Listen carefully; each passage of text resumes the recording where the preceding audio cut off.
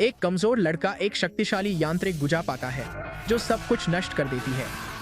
जैसे ही वह किराकादामी के भविष्यवादी शहर में सवारी कर रहा होता है, नायक का ध्यान एक इमारत की छत पर घटना की ओर जाता है।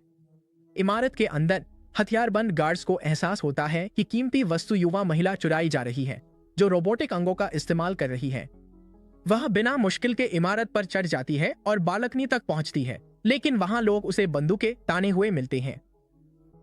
उसकी टांग पर बना टैटू चमकने लगता है, जिससे उसके यांत्रिक अंगों की ताकत बढ़ जाती है। गार्ड्स में से एक चिल्लाता है कि वह मेकागुड यूजर है, उसकी रफ्तार और ताकत असाधारण है, लेकिन सुरक्षा टीम एंटी मेकागुड हथियारों का इस्तेमाल कर उसे निष्क्रिय कर देती है। इसी दौरान एक आदमी अपने खुद के यांत्रिक अंगों के साथ वहां पहुंचता है ताकि चुराई गई वस्तु को वापस ले सके। लड़की का रोबोटिक हाथ हैरान रह जाता है कि उसी जैसा एक और उसके खिलाफ काम कर रहा है। आदमी कहता है कि मेकागुड इंसानों के लिए औजार है। वह अपनी ब्लेड चेन से खींच लेता है। लड़की अपने अंगों साइनस और डेक्स को हमला करने का आदेश देती है।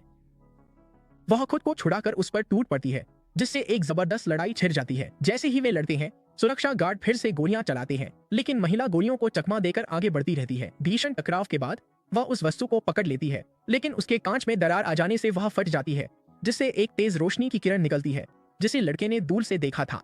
विस्फोट के बाद टूटी हुई कंटेनर से एक घन गिरता है और इमारत से नीचे लुढ़क जाता है। अगली सुबह हिकारो अमात्सुका अपने सिर में किसी आवाज को मदद के लिए पुकारते हुए सुनता है। वह अपना बैग लेकर बाहर निकलता है। शहर भर में तादामी कॉरपोरेशन के विज्ञापन और ड्रोन हर जगह दिखाई देते हैं। भीड़ भाड़ वाली मेट्रो में हिकारो अब भी पिछले दिन की घटनाओं को लेकर उलझन में है। शोध करते समय उसे नाओहितो कादामी के काम पर एक लेख मिल जाता है। टिप्पणियों में कोई कहता है कि आम लोगों के लिए कोशिश करना बेकार है। इसी दौरान एक आदमी हिकारो के कंधे पर सो जाता है, जिससे उसकी तल्लीनता टूट जाती है। पास ही एक गर्भवती महिला उसकी नजर में आती है, जबकि दो बुजुर्ग महिलाएं उसकी शिष्टता को लेकर आपस में बातें करती नजर आती हैं। लेकिन हिकारो अब भी उस नींद में डूबे यात्री के नीचे फंसा हुआ है। वापस अपने फोन की ओर देखते हुए वह कागामी प्रेप स्कूल का एक विज्ञापन देखता है, जिससे वह घबराहट में पसीना पसीना हो जाता है। वह जड़ होकर देखता है कि सोया हुआ आदमी अपनी सीट गर्भवती महिला को दे देता है। हिकारो को अचानक याद आता है कि उसने कुछ भूल गया है और उसे उतरना है, लेकिन तभी उसके 3 सहपाठी उससे बात करने आ जाते हैं। बातचीत के दौरान कोई खेल की गेंद मिलने का जिक्र करता है और तगावा कहता है कि बेसबॉल में याकुमो कागामी किरा कागामी का सबसे बड़ा सितारा है, लेकिन अब सारी नजरें राक्षस कोजुए तगावा पर हैं। प्रेप स्कूल का विज्ञापन कहता है, एक कदम आगे बढ़ाओ, अपना भविष्य पकड़ो। लेकिन तगावा मानता है कि उनके जैसे लोग इसलिए संघर्ष करते हैं क्योंकि वे वह कदम नहीं उठा पाते। वह हिकारो से उसकी राय पूछता है, लेकिन हिकारो अपने फोन में खोया रहता है और उसे सुनता ही नहीं। इसी बीच मेकागुर वाली लड़की अपनी मैकेनिकल बाह से जानती है कि क्यूब कहीं पास ही होना चाहिए।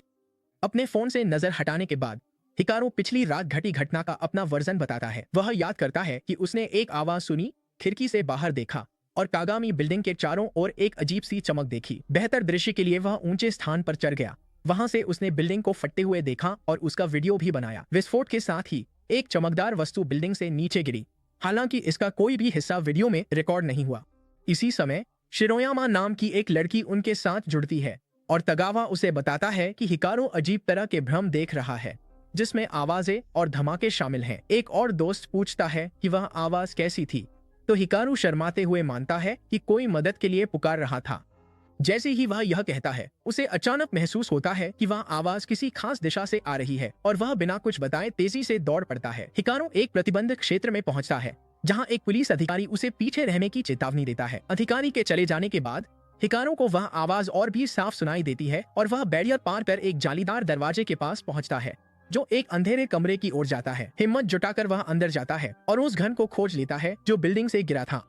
जैसे ही वह यह पता लगाने की कोशिश करता है कि आवाज उसी से आई थी या नहीं, घन अचानक मदद के लिए पुकारता है। हिकारो को एहसास होता है कि यह उसकी कल्पना नहीं थी। वह वस्तु उसकी हुडी पर चढ़ जाती है और वही तेज रोशनी छोड़ती है जो मीलों दूर से देखी गई थी, जिससे एक यांत्रिक अंगों वाली लड़की का ध्यान आकर्षित होता है। घन से एक रोबोटिक भुजा निकलती है जो धीरे धीरे अपने आसपास की सुरक्षा का आकलन करती है।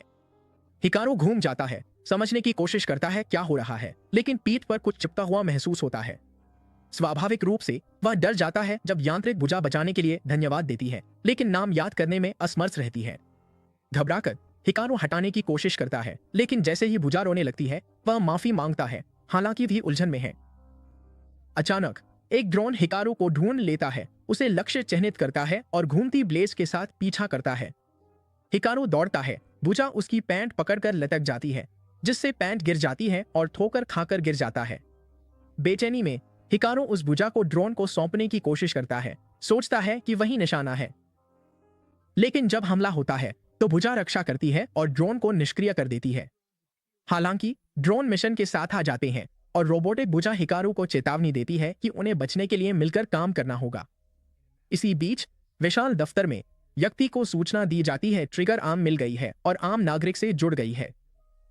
नाओहितो कागामी, जो कंपनी के अध्यक्ष हैं, फैसला करते हैं कि उनके अधीनस्थ ही इस स्थिति को संभालें। वे उस इलाके के चारों ओर 2 मील का घेरा बनाने का आदेश देते हैं। यह ठान लेते हैं कि चाहे बच्चे के साथ कुछ भी हो, वे आर्म को वापस हासिल करेंगे। इसी दौरान हिकारू और वह भुजा ड्रोन से छुप जाते हैं और सफलतापूर्वक उनसे बच निकलते हैं। राहत महसूस करते हुए हिकारू पूछता है कि यह रोबोटिक भुजा क्या है, लेकिन वह जवाब नहीं दे पाती क्योंकि वह अपनी खुद की पहचान भूल चुकी है। रोबोट एक बात समझता है, उसके सामने खड़ा लड़का बहुत दयालु है। हिकारू कहता है कि उसने कुछ खास नहीं किया, लेकिन भुजा जोर देती है कि उसकी जान बचाई गई है और समझाती है कि अगर उसे आर्बिट्रियम नहीं मिलता तो वह इतनी अच्छी तरह से हिल नहीं पाती। हिकारू पूछता है आर्बिट्रियम क्या है, लेकिन रोबोट उसकी बात अनसुनी कर नाम पूछता है। हिकारू कोई जवाब नहीं देता, बस भुजा को शुभकामनाएं देकर चला जाता है। जैसे ही भुजा की ताकत कम होने लगती है, हिकारू चिंतित होकर वापस उसकी हालत देखने आता है। भुजा अपनी ताकत वापस पा लेती है, लेकिन अब हिकारू झुंझलाया हुआ फिर चला जाता है। हर बार जब वह जाता है, भुजा कमजोर पड़ जाती है, इसलिए हिकारू हार मानकर उसके पास ही रुक जाता है। आखिरकार ड्रोन उन्हें ढूंढ लेते हैं और अब अल्मा नाम की भुजा हिकारू को घसीटते हुए ले जाती है, जबकि एक कागामी कर्मचारी ऊपर से देखता है और मानता है कि ड्रोन हालात संभाल लेंगे। इसी दौरान अकीही मुरासा में अपनी यांत्रिक भुजाओं के सहारे एक रहस्यमय किरण के रास्ते का पीछा करती है। जब वह हिकारू तक पहुंचती है तो वह कमान संभाल लेती है और दोनों मिलकर ड्रोन को हरा देते हैं। इसके बाद अकी अल्मा को चेतावनी देती है कि अगर उसे अपनी जान प्यारी है तो वह हिलने की कोशिश न करे। अकी की एक भुजा मांग करती है कि वह पहले वादा करे कि वह उनकी रक्षा करेगी, लेकिन दूसरी भुजा कर देती है कि अब इसका कोई मतलब नहीं रह गया है। फिर वह रहस्यमय कागामी कर्मचारी दोबारा प्रकट होता है, जो पिछली रात अकी ने उसके साथ जो किया था उसका बदला लेने के लिए बेताब है। अकी जवाब देती है कि उसका उस आदमी से कोई लेना देना नहीं है, जबकि हिकारू और अल्मा संकरे रास्ते से भागने की कोशिश करते हैं। लड़की उनका पीछा करने बढ़ती है, लेकिन दुश्मन प्रतिक्रिया करता है और उसे जाने से रोक देता है। अराजकता के बीच हिकारू रास्ते के मोड़ पर नेविगेट करता है और ड्रोन से बचता है। अकी अपनी प्रतिद्वंद्वी की दखलंदाजी से नाराज है, जबकि मुख्य पात्र इस अप्रत्याशित मोड़ पर अपना आपा खोने लगता है। हालांकि वह दौड़ता रहता है, लेकिन थकान उस पर हावी होने लगती है। अल्मा पीछे रुकने की पेशकश करती है, कहती है कि कागामी उसके पीछे है, लड़के के नहीं, और वह नहीं चाहती कि यह दयालु बच्चा चोटिल हो जाए। उसी समय अकी कागामी कर्मचारी को हराने के बाद उनके पास पहुंच जाती है। अब वह अपनी मिशन पूरी करने के लिए आजाद है। अल्मा वादा करती है कि अगर अकी लड़के को जाने दे तो वह उसकी आज्ञा मानेगी, लेकिन हिकारू को एक रिपोर्ट याद आती है जिसमें कहा गया था कि आम लोगों को कभी मौका नहीं मिलता, इसलिए वह इस अराजकता में मैकेनिकल आर्म को नहीं छोड़ता। हिकारू विरोध करता है। अकी समझ जाती है कि उसके पास बल प्रयोग के अलावा कोई विकल्प नहीं है। अपनी मचयू तैयार करती है। अल्मा हिकारू से भरोसा मांगती है, उसे प्रेरित करती है, कहती है मिलकर काम करने से मौका मिल सकता है। हिकारू को कागामी के स्कूल के विज्ञापन याद आते हैं, जो लोगों को यकीन दिलाते हैं कि जिंदगी आसान है, जिससे उसे गुस्सा आता है और वह दुश्मन पर हमला करने के लिए दौड़ पड़ता है। उसी पल अल्मा अपना सिस्टम सक्रिय कर देती है, जिससे उसका आकार और ताकत दोनों बढ़ जाते हैं। एक जोरदार मुक्के के साथ वह अकी को जमीन में धंसा देता है। इससे हिकारू और उसके रोबोटिक साथी को भागने का मौका मिल जाता है और वे बिना किसी हिचकिचाहट के उस मौके का फायदा उठाते हैं। इलाके के आसपास कागामी के अन्य कर्मचारी भागने वालों की तलाश में पास आ रहे हैं, जबकि लड़का और उसकी धातु की बाह सबसे कम संभावित रास्तों को चुनते हैं ताकि पकड़े न जाए। भागते समय हिकारू बताता है कि उसने उस महिला से अल्मा का नाम सुना था और वह खुद को इस यांत्रिक इकाई से परिचित कराता है। इसी बीच एक छोटा लड़का थकावट के कारण गिर जाता है जब उसे एहसास होता है कि कोई अल्मा को उससे चुरा ले गया है। इनहेलर की मदद से सांस लेते हुए वह गुस्से में घोषणा करता है कि ट्रिगर आर्म उसी का है। इसी समय प्रतिद्वंद्वी समूह के नेता, जिसका हिस्सा आकी भी है, अपनी असफलता पर पछतावा जताते हैं, लेकिन अल्मा को दुश्मनों के हाथ लगने से पहले वापस लाना होगा। इसी लक्ष्य आकी को फिर से उसी मिशन पर भेजा जाता है। जांचकर्ता तुरंत उस लड़के की पहचान कर लेते हैं जिसने ट्रिगर आंग के साथ भागने की कोशिश की थी। वह एक साधारण मिडिल स्कूल का छात्र है। जांचकर्ता टूस के अनुसार उसे खत्म करना एक क्रूर आदेश होगा। हालांकि उसकी साथी वार्नर जवाब देती है कि यही ट्रिगर आन की अहमियत को दर्शाता है और पूछती है कि क्या टूस का उस लड़के से कोई भावनात्मक लगाव है। टूस उसकी टांग चुटकी काटती, ऐसे लोगों से गंभीरता नहीं लिया जाता। वार्नर मानती टूस मेहनती, उसे आश्वस्त करती बच्चे की बात हो, हिचकिचाएगी नहीं। हिकारू स्कूल वॉशरूम गया, नहीं सोचा महिला उसका बेरहमी पीछा करेगी। अल्मा आई, हैरानी देखा आकी आक्रामकता लक्षण नहीं दिख रहे। हिकारू ने कहा कि शायद उन पर कक्षा में भी हमला नहीं होगा, तो अल्मा ने सुझाव दिया कि वे आकी से बात करें, क्योंकि पहले इतनी उलझन थी कि उन्हें कुछ कहने का मौका ही नहीं मिला। हालांकि हिकारू को साफ साफ याद था कि आकी ने उसे मारने की कसम खाई थी, इसलिए वह इस विचार से सहमत नहीं था। असल में उसे लगा कि पुलिस या किसी और को संपर्क करना ज्यादा समझदारी होगी। गहरी सोच में डूबे हिकारू को तब झटका लगा जब उसने देखा कि अल्मा ने पूरा टॉयलेट पेपर रोल खोल दिया है, जिससे वे दोनों लगभग बाथरूम में धक गए थे। अल्मा उस यंत्र से मोहित होकर बोला कि वह खुद को रोक ही नहीं पाया। अचानक आकी वहां आ गया और सलाह दी कि उस युवक को पुलिस से बात नहीं करनी चाहिए, क्योंकि पुलिस वाले तो कागामी ग्रुप के मोहरे हैं और अगर वे हिकारू को पकड़ लेंगे तो सीधा उसे बॉस के हवाले कर देंगे।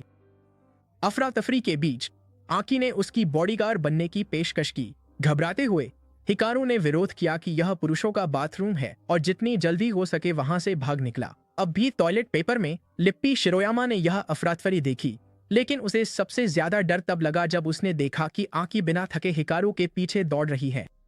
बाद में हिकारू अपने दोस्तों से मिला जो उसके और आकी के हालात के बारे में जिज्ञासु थे। उसने समझाने की कोशिश की कि वह सचमुच उसका पीछा कर रही थी, लेकिन उसके दोस्त उस पर विश्वास नहीं कर रहे थे। उन्हें लगा कि वह कुछ छुपा रहा है। तभी अचानक आकी फिर से आ गई और एक बच्चे ने इशारा किया कि हिकारू कहाँ है। तब तक हिकारू पहले ही चालाकी दिखा चुका था और एक छुपने की जगह ढूंढ ली थी। अचानक शिरोयामा आकी के पास आई और अपना परिचय दिया। आकी को बहुत बेचैन देखकर उसने उसे कुकीज का एक डिब्बा ऑफर किया। जब शिरोयामा कुकीज के फ्लेवर समझा रही थी, अल्मा और हिकारू डर गए थे। उन्हें लगा कि आकी शिरोयामा को नुकसान पहुंचा सकती है, लेकिन उनकी हैरानी के लिए आकी ने खुशी खुशी कुकीज स्वीकार कर ली। आकी की झिझक के बावजूद दोनों में अच्छी बनी, जिसका श्रेय शिरोयामा की मिलनसार प्रवृत्ति को जाता है। यह देखकर हिकारू हैरान रह गया, जबकि अल्मा ने आकी से बात करने को कहा, लेकिन हिकारू के दिमाग में कुछ और था, सोना।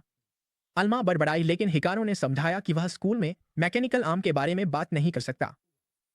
बात बदलते हुए अल्मा ने देखा कि हिकारू अपनी जेब से हेडफोन निकाल रहा है। उसने बताया कि ये नॉइज कैंसलिंग है, जिससे अल्मा बहुत प्रभावित हुई। जैसे जैसे यह अजीब सा दृश्य चल रहा था, शिरोयामा ने चुपके से आकी को हिकारू के बारे में सलाह दी। जब हिकारू स्कूल लौटा, अल्मा उसे आकी से बात करने को कहती रही, पर वह तैयार नहीं था। शिरोयामा उसके पास आया और आकी की तरफ से एक नोट थमाया, जिसमें क्लास के बाद पुराने स्कूल बिल्डिंग के 8 रूम में मिलने को लिखा था। शिरोयामा ने हिकारू को डांटा, कहा कि आकी उसे पूरे दिन ढूंढती रही पर नहीं ढूंढ पाई, जिससे हिकारू हैरान रह गया। शिरोयामा ने सोचा कि वह शर्मीला है, तो उसे जबरदस्ती मिलने की जगह तक घसीट लिया और कहा कि आकी की भावनाओं को स्वीकार कर ले। अंदर पहुंचते ही हिकारू को एहसास हुआ कि आकी ने अपनी मर्जी चलाने के लिए शिरोयामा का इस्तेमाल किया था, लेकिन आकी ने साफ किया कि यह सब शिरोयामा की ही योजना थी। आकी को शिरोयामा का पहला नाम लेते हुए सुनना, जबकि उसने अभी अभी उससे मुलाकात की थी, हिकारू को पागल कर गया। फिर भी वह जानना चाहता था कि आकी का मकसद क्या है। आकी ने बताया कि वह आर्म्स का हिस्सा है और उसे ट्रिगर आर्म वापस लेनी है। चूंकि हिकारू उससे जुड़ा हुआ था, इसलिए उन्हें उसे भी साथ लाना पड़ा। अल्मा, जो हिकारू के बिना कमजोर महसूस कर रही थी, मान गई और हिकारू ने भी स्वीकार कर लिया, क्योंकि वह अपने बारे में जवाब चाहता था। आकी सब कुछ समझने की कोशिश कर रही थी और जब हिकारू बोलने की कोशिश करने लगा तो आकी के एक हाथ ने उसे चुप रहने को कहा, यह बताते हुए कि आकी जटिल विचारों में उलझ जाती है।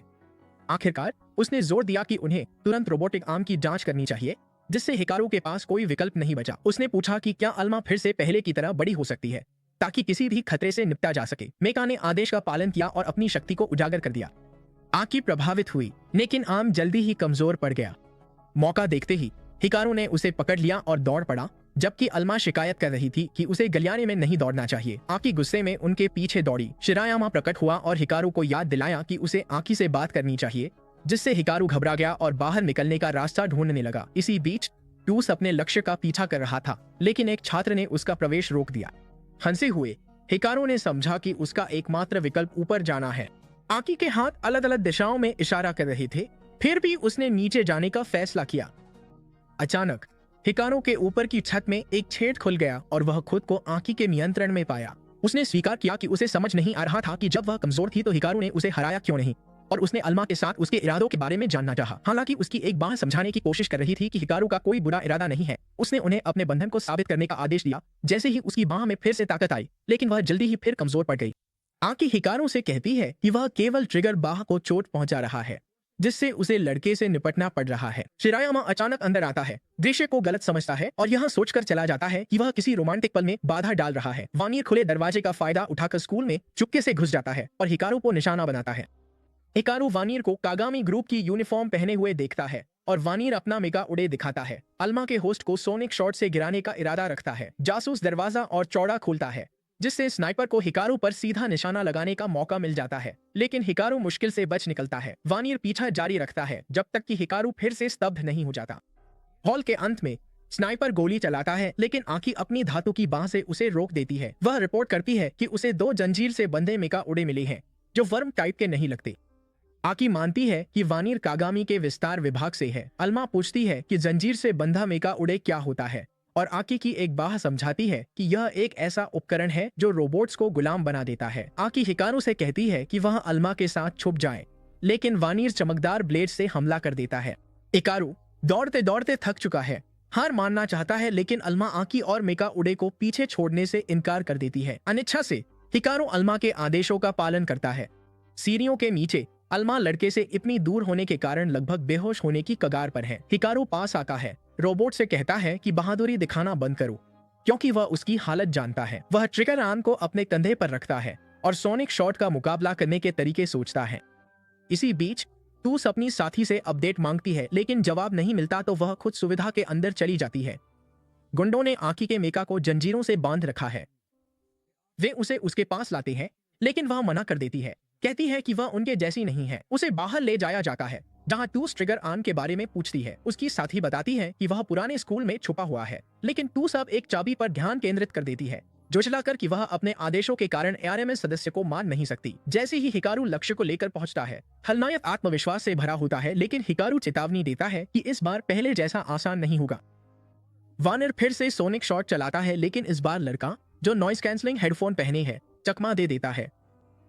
वह अपनी धातु की बाह फेंकता है ताकि आकी के मेगा उड़े को आजाद कर सके। समस्या यह है कि हिकारू को अपनी बाह के पास रहना पड़ता है ताकि वह खराब न हो जाए। वह अल्मा की ओर छलांग लगाता है, लेकिन टूस की राइफल से लग जाता है, जिससे उसके हेडफोन का एक हिस्सा गिर जाता है।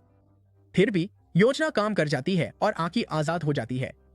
बिना पल गवाए टूस को सोनिक ब्लास्ट के खिलाफ ढाल की तरह इस्तेमाल करती है और तेजी से वानियर पर हमला बोल देती है। उसकी रक्षा मजबूत। इस सुरक्षा के साथ अपने और कागामी सदस्य दूरी कम और जोरदार प्रहार करती है।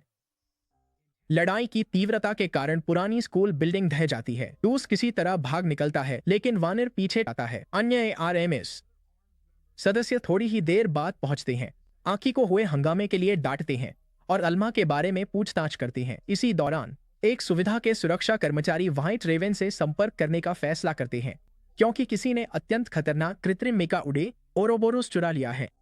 इसी बीच हिकारू को ARMS मुख्यालय ले जाया जाता है, जो अकागामी ग्रुप का विरोध करने संगठन है। मेका उडेस को उनकी बेड़ियों से आजाद कराने के लिए स्थापित किया गया था। समूह का नेता खुद को एल्गियस परिचित कराता है। उसका मेका उडे फिस्ट कहलाता है। फिस्ट अल्मा को छोटा भाई पुकारता है, आश्वस्त करता है उसकी यादें जल्द ही लौट आएंगी।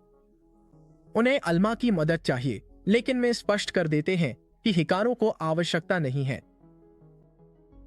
अगर आपको इस सीरीज की यात्रा पसंद आ रही है तो कृपया लाइक और सब्सक्राइब बटन दबाएं और नोटिफिकेशन बेल भी ऑन कर लें, ताकि आप कोई भी अपडेट मिस न करें। आपका सारा समर्थन मुझे और भी उच्च गुणवत्ता वाली रिकैप्स लाने के लिए प्रेरित करता है।